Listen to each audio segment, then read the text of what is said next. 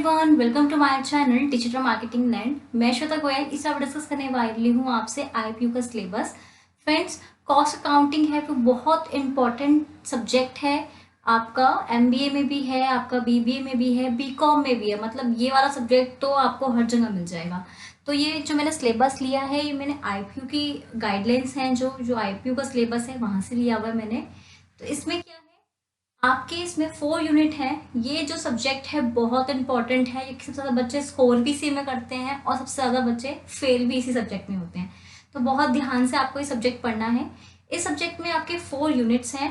पहला है आपका बेसिक कॉन्सेप्ट, जिसमें आपको मिलेगा element of cost, classification of cost, total cost buildup, cost sheet क्या है, मटेरियल कंट्रोल क्या है आपका। ये सब जो बेसिक हैं कि किस टाइप का आपको मटेरियल लॉस होता है, क्या आपका आउट गोइंग मटीरियल होता है, इस टाइप की जितनी भी इंफॉर्मेशन है वो आप फर्स्ट यूनिट में पढ़ेंगे।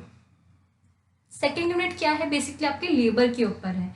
हमारी जो लेबर होती है हम उसको सैलरी देते हैं, डायरेक्ट एक्सपेंस है वो। तो डायरेक्ट एक्सपेंस क्या होता है, इनडायरेक्ट एक्सपेंस क्या होता है, उसका डिफरेंस क्या है, आइडल टाइम क्या है, उसका ट्रीटमेंट क्या है, अगर किसी ने हॉलीडे ली है तो उस हॉलीडे का क्या करना है, कितनी उनकी सैलरी से कटेंगे, कितना उनको हम फ्री में जो होती है ना कि आप पेड हॉलीडे होती हैं, उस टाइप का जितना भी है वो आप सेकेंड यूनिट में पढ़ने वाले हैं।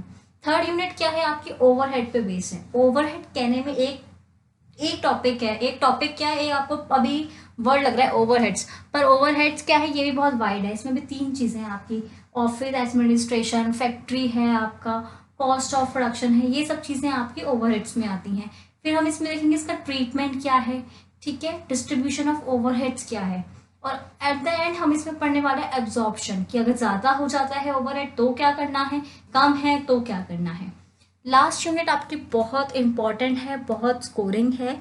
जिन बच्चों को न्यूमेरिकल में इंटरेस्ट है उनके लिए बहुत स्कोरिंग है, नहीं तो जिनको थ्योरी अच्छी लगती है तो वो 4th, 2nd, 3rd यूनिट पे ज़्यादा फोकस करते हैं।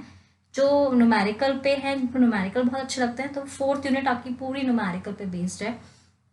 इवन क्या होता है, अगर इसमें से न्यूमेरिकल भी आता है और थ्योरी भी आती है तो एग्जामिनर क्या करता है, 15 नंबर में आपके 5 में तो 2 न्यूमेरिक थ्योरी क्वेश्चन पूछ लेता है और एक 10 नंबर का एक न्यूमेरिकल क्वेश्चन दे देता है, ऐसा भी होता है।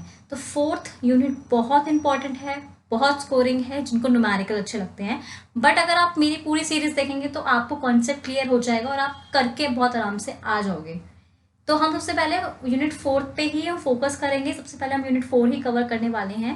बट आज की जो वीडियो है ये मैंने सिलेबस एक बार ओवरव्यू किया है और हम एक छोटा सा यहाँ पे टॉपिक पढ़ने वाले हैं। टॉपिक क्या है, components of cost for output costing.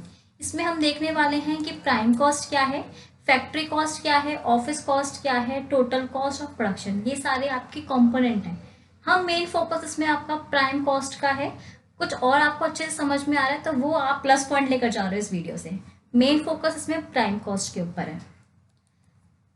Prime cost होती क्या है, जब हम कोई मटेरियल कंज्यूम करते हैं उसमें जो डायरेक्ट एक्सपेंसेस हैं, डायरेक्ट लेबर के एक्सपेंसेस हैं, उन सबको ऐड करके आपका प्राइम कॉस्ट बनता है। ठीक है, prime cost consist of cost of raw material consume, directly chargeable expenses. Directly chargeable क्या है, कोई चीज आप किसी पे डायरेक्ट खर्च कर रहे हो, ठीक है, आपने रॉ मटेरियल खरीदा, आपने डायरेक्ट पैसे दे दिए, ठीक है। अब लेबर है, लेबर को अगर आप सैलरी दे रहे हो तो वो आप उसका डायरेक्ट एक्सपेंस है। बट अगर आप लेबर को उसके अलग से खर्चे कर रहे हो, जैसे उसके मेडिकल है, इन सब पे खर्चा कर रहे हो, तो वो उनका डायरेक्ट कॉस्ट नहीं होती, वो इनडायरेक्ट कॉस्ट होती है। ठीक है, अब cost of raw material consume कैसे निकलती है, opening stock plus purchase stock. मेरे पास ओपनिंग स्टॉक था, मेरे पास ऑलरेडी 5 पेंसिल थी, ये मेरा ओपनिंग स्टॉक है, मैंने 10 और परचेज कर ली। ओपनिंग स्टॉक क्या हो गया, 5 मेरे पास पेंसिल पहले से थी। परचेज स्टॉक क्या हो गया कि 10 मैंने और परचेज कर ली, तो मेरे पास टोटल स्टॉक अभी कितना बचा है, मेरे पास टोटल स्टॉक 15 बचा है कि 5 मेरे पास पहले से था और 10 मैंने परचेज कर लिया, तो टोटल कितना हो गया 15। अब उसमें से मैंने 13 सेल कर दिया तो मेरे पास कितना बचा, 15 था, 13 मैंने बेचे तो 2 बचा, तो मेरे पास 2, अभी कितना बचा, मेरे पास 2 बचा, तो वो मेरा हो गया क्लोजिंग स्टॉक। इस महीने का क्लोजिंग स्टॉक अगले महीने का ओपनिंग स्टॉक बनता है, क्योंकि मेरे पास अगले महीने के लिए तो वो 2 ही बच्चे हैं ना, फिर तो मैं और परचेज करूंगी। क्लियर हुआ ये कॉन्सेप्ट? अगर एक छोटा सा न्यूमेरिकल आया, opening stock plus purchase cost minus closing stock, तो आपका ये निकल जाएगा कि आपने इतना सेल किया है। अब आपका आता है वेस्ट मटेरियल। अब जब भी आप प्रोडक्शन कर रहे हो तो ऐसा तो होता नहीं कि जितने का आपने रॉ मटेरियल खरीदा उतना ही आपकी प्रोडक्शन निकल जाए। तो वेस्ट मटेरियल क्या है, नॉर्मल वेस्ट मटेरियल क्या है, नॉर्मल लॉस क्या है वेस्ट मटेरियल का। 50 पेंसिल का आपने रॉ मटेरियल खरीदा, उसमें आपका 45 का प्रोडक्शन हुआ, मतलब आपके पास 45 पेंसिल बनकर आई। आपको पता है कि ये तो 5 तो मेरी लॉस होती होती है, तो ये नॉर्मल लॉस है, इतना तो होना ही है, तो मैं एज्यूम करके चल रहा हूँ। बट अगर आपके कुल 42 बन रही हैं तो हो गया आपका एबनॉर्मल लॉस। 3 आपकी ज्यादा लॉस में जा रहे हैं जिसको आप सेव कर सकते हो। तो क्या करती है कंपनी, इन्वेस्टिगेट करती है कि भैया मेरी कोई मशीन तो खराब नहीं है, कोई लेबर को ट्रेनिंग तो नहीं देनी, कुछ कहीं प्रॉब्लम तो नहीं है, कुछ मतलब जो भी आपकी उससे रिलेटेड प्रॉब्लम है वो इन्वेस्ट करती है कि क्यों एबनॉर्मल लॉस हो रहा है, और उसको इन्वेस्टिगेट करके उस पर काम करती है और उसको कोशिश करती है कि वो एबनॉर्मल लॉस ना हो इन फ्यूचर। तो for normal is accounted for an ordinary, normal loss is adjusted by inflating the issue price of material। ठीक है, और एबनॉर्मल क्या है, उसको केयरफुल इन्वेस्टिगेट करते हैं और उस पर एफर्ट डालते हैं कि वो आगे हमारी गलती ना हो, आगे वो लॉस ना हो। इतना क्लियर हुआ? अब हम बात करते हैं सेकेंड कंपोनेंट की, प्राइम कॉस्ट का भी हमने देखा था, लेबर। ठीक है, लेबर पे हम 2 तरह से खर्च करते हैं, डायरेक्ट भी और इनडायरेक्ट भी। नीचे मैंने बता दिया कि डायरेक्ट लेबर कॉस्ट क्या है, कि आप उसको सैलरी दे रहे हो। इनडायरेक्ट क्या है कि उसके लिए सिक्योरिटी गार्ड है, उसके लिए आपने मेडिकल फैसिलिटी डाल रखी है, उसके लिए आपने सुपरवाइजर्स रख रखे हैं, तो वो उस पर ही खर्चा हो रहा है पर इनडायरेक्टली हो रहा है। पर प्राइम कॉस्ट में हमने क्या बात करी कि हम सारे डायरेक्ट खर्चे वहां डालते हैं। चाहे देख लीजिए आप दोबारा से, प्राइम कॉस्ट में हमने क्या बोला है कि हम सारे डायरेक्ट डालते हैं, तो हम इसमें खाली की सैलरी डालेंगे, इनडायरेक्ट कहीं और डालेंगे। इतना क्लियर हुआ? नेक्स्ट है आपका ओवरहेड। ओवरहेड का हमने भी पढ़ा, 3 ब्रॉड कैटेगरी है उसकी, factory, office administration and selling and distribution.